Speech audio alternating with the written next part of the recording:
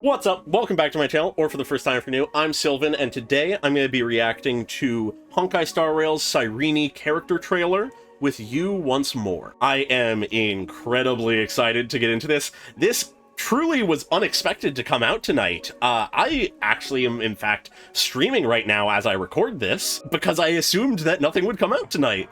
But here it is, I guess. So yeah, let's just get into it. So feel free to like and subscribe if you enjoy the video, leave a comment on your thoughts, consider becoming a channel member if you want to support me just that little bit extra, and let's get into this. Okay, building the puzzle. Just one last piece left. Are you looking for this? Oh. Thank you.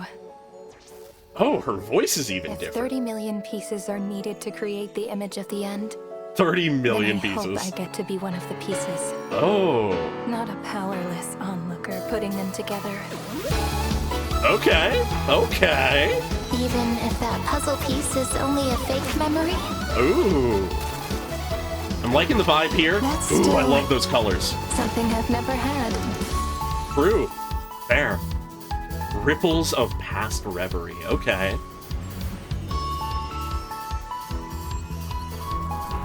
Back to Ides Elysiae. Where is this? Oh. Are you trying to catch the stars? What? A callback to that? Ooh, and the door opens. Have you really thought it through? All for a possibility that you may never get to see? Her with us along the journey. What could be, what could have been. Okay. If you choose to be an onlooker forever, then you won't have to know. The rewind. How painful loneliness is. Ooh. They will be the last piece required for the ending. They will be? But the price to pay is 30 million more cycles spent waiting. 30 million You don't more? know if destruction or tomorrow will arrive first. And the tomorrow after the end may not hold a future for you. Okay. The tomorrow after the end. What I fear Ooh. is to gradually forget the face of the one I'm waiting for. Okay. As for that future with no tomorrow, compared to the hero's 30 million tribulations, Visually, this is incredible. mere waiting is a small price to pay. Ooh, the countless Cyrenes. Isn't it? Oh? Okay. Sudden 2D. Ooh.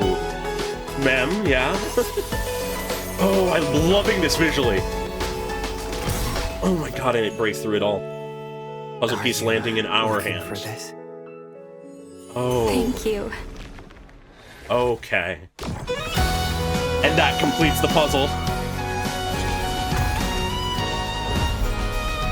And through the door into the bursts. I'm so curious about the significance of that ring. Oh, and then into the 2D again. Oh, everyone. It's everyone. Yeah. And then Mem is with us. Okay.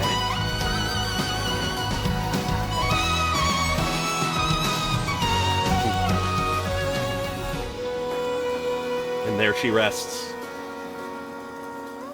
Come. Oh, as she Let us fades out pen of the puzzle. final stroke and end this story. Oh, I love that art.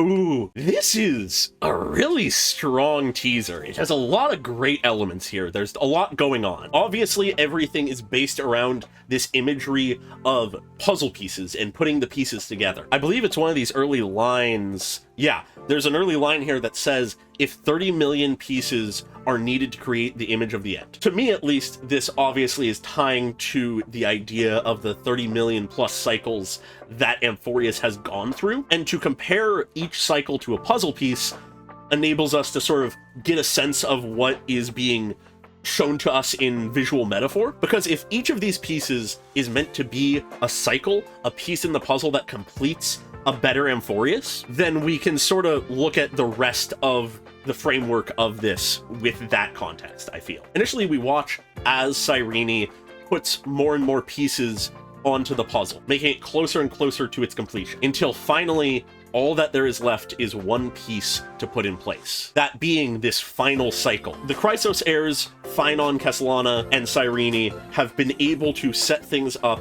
with a little bit of help from us to get that all so that the puzzle is nearly complete. They just need a little bit of help. And we are the one to hand over that piece. We are the one who completes the final cycle. But before we get too much further into this, I do want to touch on the fact that Cyrene's voice here is notably a bit different. It feels like it's a little bit deeper, almost. I'm terrible with voices and like identifying things about them, but it does sound different to me. It sounds a little deeper, that kind of thing. It definitely isn't the same sort of slightly higher tone, more upbeat vibe of Cyrene as we know her, which sort of ties in potentially to this idea of the two Cyrenes, the one we have known, or at least the version of the one we have known, and the sort of other Cyrene that is perhaps the culmination or the outcome of all of the other Cyrenes, or one possibility is the Demiurge being this sort of created entity that Cyrene, as we know her, has been able to talk to, or something like that. Just random theories. Either way, though, I point out the voice because it just serves to exemplify that sort of distinction between the Cyrene we've come to know and this new Cyrene. At which point, though, we get to this line I already touched on, but to cover the full scope of the line, if 30 million pieces are needed to create the image of the end, then I hope I get to be one of the pieces. In these countless cycles, in this non-stop looping that forms this puzzle that I'm slowly putting together, as I watch all these stories unfold, all these people's lives develop and grow and fall apart and begin anew, I hope to be part of that. I hope to not just be an onlooker. I want to be part of the story. And as with what I was saying just now, the line ends with not a powerless onlooker putting them together, as she reaches out towards the last puzzle piece. The one that we hand to her in just the previous moment, but in sort of the chronology of things here, it seems like it's sort of jumping where that moment of us handing it over is actually the final thing. But also notably in this shot, each of these shards holds the different Chrysos heirs. But at this point, we then enter this part of the trailer where it's almost Cyrene inserting herself into our memories, hence why this line comes up that actually sounds like it might be March or Evernight talking. I might be misplacing that voice, but I think that might be what it is. Saying, even if that puzzle piece is only a fake memory, if the piece of the puzzle that you are part of is nothing but a false memory, false experience, false dream, even if it is not truly real, is that what you want? You want to be part of it even if it isn't real? Is sort of the question being asked here, I think. And as this question is asked, we are seeing these visuals with suddenly 2D art and animation of what it would look like for Cyrene to be with us on our journey. Going to Penacony, the Lawfu, eventually Belobog is one of the things that shows up. It's this impossible hypothetical of if she was with us the entire journey. But it's here that in response to that question of even if it's false, even if it's a fake memory, would you still want it? Cyrene responds, not sadly, really. It's almost sort of humorous, as she says, that is still something I've never had. I have not even had a fake adventure to go on. I am someone who has been nothing but an audience member, an onlooker. I have not been able to take part in the world and life that I cherish so much. So even if it is fake, even if it is a delusion, I would love to experience these things. And it's with this that she breaks through a barrier of some kind, whether that's supposed to be Amphorius itself, or the cycles itself, or something along those lines. She breaks through this barrier, it's shattering into a ton of pieces as she seemingly gets her hands on a puzzle piece finally. And as we move into the puzzle piece, it transitions into Ides Elysiae, and more particularly moves onto the scarecrow that has been made to look like us, the Trailblazer. It speaks to me as this piece being sort of that memory of Ides Elysiae. Once again, Ides Elysiae has always, for both Phynon and Cyrene, been expressed as this place of naive hope, naive dreams, a lost happy life that they hope to get back to. So it's interesting that the piece she has been chasing so far in this trailer holds the memory of Ides Elysiae in some form. But having reached this piece, now we really go deep into the falsehood of her being part of our journey. She takes on a position and role much like our own throughout various points in the story. This first one is directly a call out to one of the earlier scenes in the game where we're reaching up towards the sky in the Astral Express right before the first time we are doing a jump, and March comes over and says, you know, are you trying to grab the stars or whatever? But in this case, rather than us, we're in the perspective of it is Cyrene reaching up going, wait, what is this? Did I enter some kind of memory or something? And now it is us, or in this case more specifically Kalis, who fills the role of March, saying the line, are you trying to catch the stars? And from here we have this really sort of interesting shot. I feel like it has some meaning to it, but I'm struggling to get exactly what I think it means.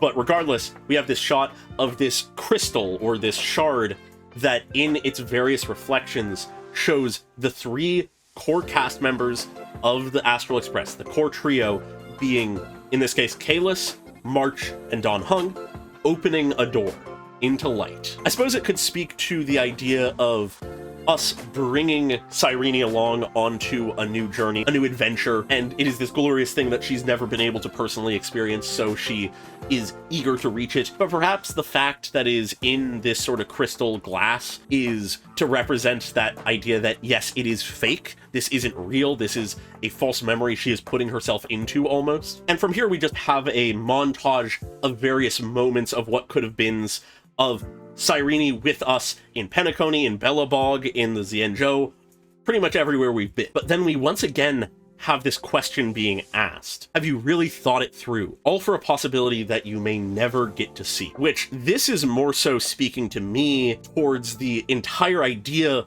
of delaying Amphorius' demise, causing these cycles to keep repeating, in a way causing so much more torment to the people of Amphorius, just in the hopes that a new future can be achieved even if Cyrene is not there to see it or be part of it. It's interesting for that to be what's coming up now, given that I've been thinking of these visuals more so in the sense of them being a false memory she's inserting herself into, because those to me are 2 very contrasting ideas. It's possible that there's some overlapping of what these ideas are supposed to be about, but if there is, I'm struggling to place it. But simply speaking, to focus on what this is more obviously questioning, it is once again that doubt seeping in, that question of, is this worth it? Am I just being naive? But her response to this question is something that I'm struggling to exactly pin down my understanding on, because her response to the question, have you really thought this through, even though you may not be a part of it in the end, is if you choose to be an onlooker forever, then you won't have to know how painful loneliness is. I struggle with this for a few reasons. We had established earlier in this trailer alone that Cyrene does not want to just be an outsider. She doesn't want to just be an onlooker. But now she's saying if you choose to be an onlooker forever, you won't know the pain of loneliness, which to me sounds strange, because I would imagine Cyrene knows of this pain. She was a person in the story before she took herself out of it. I don't know. I feel like I'm missing something. Feel free to let me know in the comments if you have a better interpretation of what's going on here than I am struggling to put together on this line. The other reason I'm also not entirely sure about this line is just that I don't know fully how it's a response to the question that was just asked. Because if I'm interpreting it at all correctly, then she's basically saying that, yeah, I'm fine with this, I've thought this through, because I've chosen to be an outsider, an onlooker, an audience member, and therefore it won't hurt as much to not be part of it. Actually, okay, that might be it. That I think I might have just landed on it. Cyrene is okay with not being part of a new Amphorius, a new era. She is okay not being part of tomorrow with everyone else because it was not ripped away from her, it was not taken from her. She is willingly choosing to be on the outside. She has chosen to do so since the beginning. That might be it. That might be it.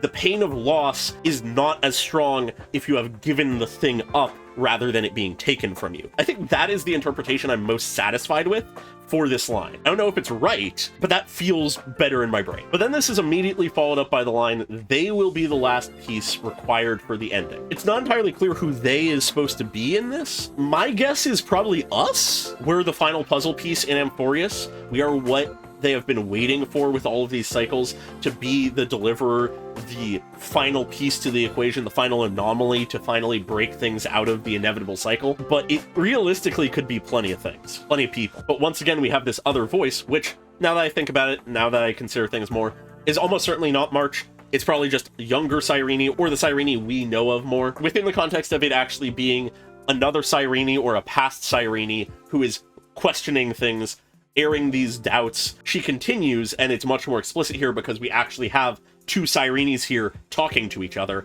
in front of Iron Tomb, of all things. The other Cyrene, the one we're familiar with, or at least a version of her, says, but the price to pay is 30 million more cycles spent waiting. Perhaps saying that, yes, you can complete this puzzle with this final piece, whether that is us, whether that is someone else, whether maybe, honestly, because in this shot, Iron Tomb is the only other figure here, maybe it's Iron Tomb somehow? Maybe they can reconstitute Iron Tomb to be something else? I don't know, just a thought. But regardless of who they is, whoever the last puzzle piece is, the price for completing the puzzle is another 30 million cycles spent waiting. This is sort of implying that staying as an onlooker for another 30 million cycles is what is keeping Cyrene from everyone else. If this succeeds, she will not be part of it because she has to wait countless more millennia. But on top of this cost of having to wait another 30 million cycles, there's the question, will destruction or tomorrow arrive first? You don't know that. Once again, you may just be stepping naively into an impossible dream, an impossible hope for a better future when there cannot be one. There's always this doubt. There's always this question, am I being naive? Am I being a fool? Destruction could overcome us at any moment. We are on a precipice that we are barely holding together. That has been the case every cycle. And even so, even if tomorrow comes before destruction, the tomorrow after the end may not hold the future for you. Once again, despite all that Cyrene has done to save Amphorius, to help Amphorius, to guide it to a better world, even if she were to succeed, she cannot guarantee that she could be part of it. She's still willing to pay that price. And as this line is said, the final puzzle piece that she had been holding flies out of her hand, and she desperately reaches out to try to grab it again, only to fall into the arms of her younger self or alternate self, not entirely clear. But once again, her response is not really a direct answer. Rather than saying, yes, it's worth it, no, it's not, I don't know what's gonna happen, she says, what I fear is to gradually forget the face of the one I'm waiting for. Effectively, what she is saying here then is, I am not afraid of waiting. I am not afraid of destruction arriving before tomorrow. I believe that this can be done, that a tomorrow can be reached, that I can get that for everyone I care about, regardless of if I'm part of it. But what I do fear is forgetting why I'm doing this, forgetting why I'm waiting. I'm fine being separated from them despite wanting to be with them, because that is my choice, so that I can help them. But if in doing so, I forget about why I'm doing it, about who I care about, why I'm helping them, what they were like, then that is the darkest possible fate for me. And interestingly enough, as she says this, we have this shot of us and the rest of the Astral Express crew specifically, no Chrysosairs, just our crew, walking into essentially the sun, very heavily implying that we are the ones that she is waiting for, which does line up for the whole, like, 30 million cycles waiting for the final puzzle piece that we will complete, because she has been waiting for this extra piece, this anomaly beyond Amphorius,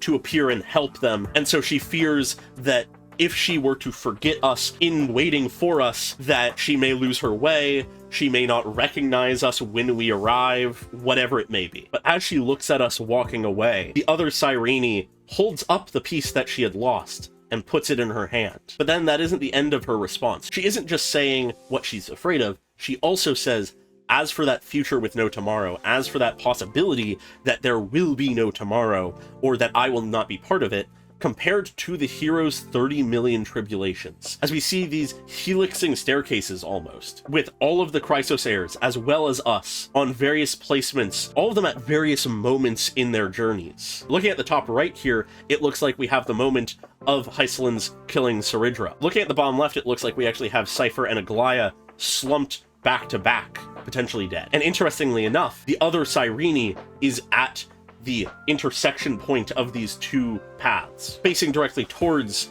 Iron Tomb in the background. But the Cyrene that we've been following in this trailer is not on these paths. She is separate. She is huddled within herself in front of Amphorius. But to finish her line, she says, in comparison to these tribulations, to everything that the Chrysos heirs have gone through, all of these 30 million plus cycles, a little waiting is a small price to pay, don't you think? Compared to the constant death and rebirth and killing of each other and conflict and tragedy, just waiting a while. That's no big deal. And as she says it, she leaps forward with the puzzle piece in hand to finish the puzzle once and for all, regardless of if she can be part of it or not, leaving behind these countless separate versions of Cyrene, perhaps signifying something about that the Cyrene as we knew her was one that has been fragmented and is splintered across Amphorius in these varying ways, where this is potentially more that separate, distinct figure, potentially the Demiurge itself, if we want to go at that angle, who potentially even has come into being because of the work of these countless fractured Cyrenes. There's a few ways I think we could interpret this, but that's just sort of what immediately jumps out at me. And it's here that we enter this one part where the music sort of takes control, and it's just visuals and music, and it's fucking beautiful.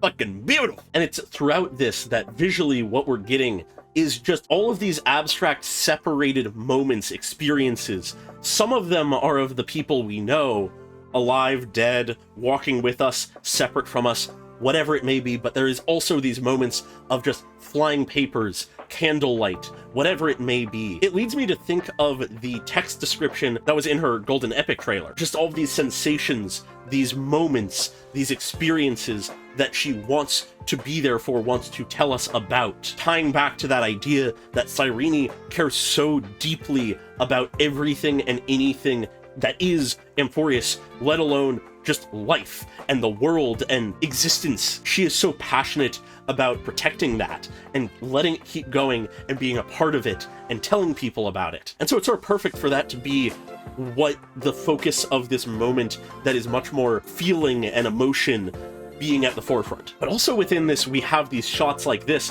where it is Mem on the swing that Cyrene has often been on just in various moments throughout Amphorius. It's an interesting shot to me because it almost serves to overlay Mem and Cyrene's existence into this sort of blurred state of being, where things Cyrene and Mem have done are one and the same. Like, obviously, they are tied into sort of being the same person in many ways, but it does lead me to sort of think about what exactly Mem and Cyrene is, and like what the differences between them are, if any. And then after that shot of Mem, we have Cyrene, as we have been following in this new form, throwing the last puzzle piece, casting it across the wheat fields of Aedes Elysiae, which once again, I'm not entirely sure what specifically the relevance of this piece going across these wheat fields of Aedes Elysiae, but it does resonate, so it might be going for more just sort of an emotional level more than anything. But regardless, this puzzle piece,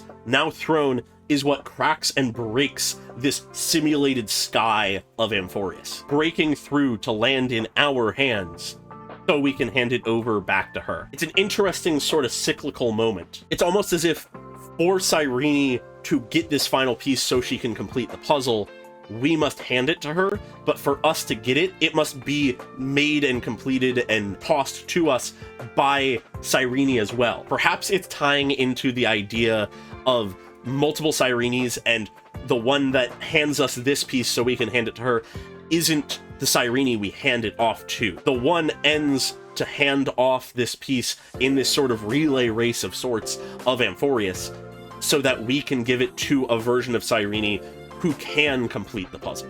Maybe that's it. And it's from here that the trailer goes into her burst animation, and I just sort of want to take a moment to acknowledge the wedding ring. I have no clue what the wedding ring means.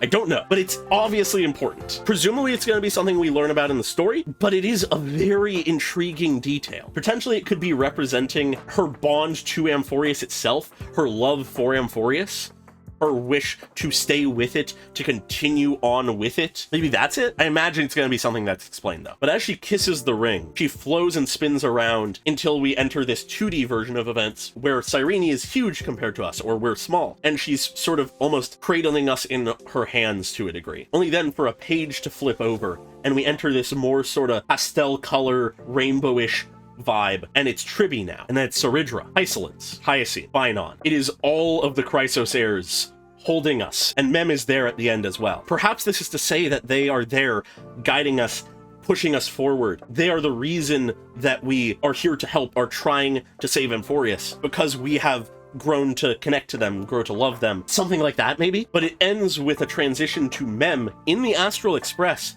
flying into our arms. Perhaps this is to say this is a version of Cyrene in her Mem form who is able to escape Amphorius, is able to be with us on our journeys, is able to in some way experience what she isn't able to experience, while some other version of her is trapped waiting for another 30 million cycles. But then Mem and us, the Trailblazer, walk towards an open door of light that then transitions into this space that we have often met Cyrene before, where she is sleeping. Perhaps this is where she is waiting, and we have come to meet her. But at the same time, I don't think it's that. She is still separate from us. She cannot truly be there with us, because as we approach closer to see the picture, she begins to fade away. And so does she disappear from this picture that is actually a puzzle. She has completed the puzzle, but she cannot be a part of it. And at the very end, with the last line, we get this beautiful Star Rail logo that has all of the Chrysos heirs, including the members of the Astral Express who have joined with her. As she says, "Come, let's pen the final stroke and end this story." Even if she cannot be a part of it, even if she does not see tomorrow, even if she is left waiting forever, she will see it done. It is time to end the story in the way we want it to end. And I love it. I love this. There's a lot, I feel like, to get out of this, and probably more that we'll understand once we play through the story. But at this point, I think I've touched on just about everything that I can wrap my head around at this exact moment. So with that, feel free to like and subscribe if you enjoyed the video. Leave a comment on your thoughts. Consider checking out one of my streams. I usually am streaming on Tuesdays at 7 p.m. PST, and very special thanks to all of my channel members, including Desaize and Pokelove101 at the normal tier, and Kono Nano at the cool person tier. Really appreciate your support, as always, and I hope you all have a great day.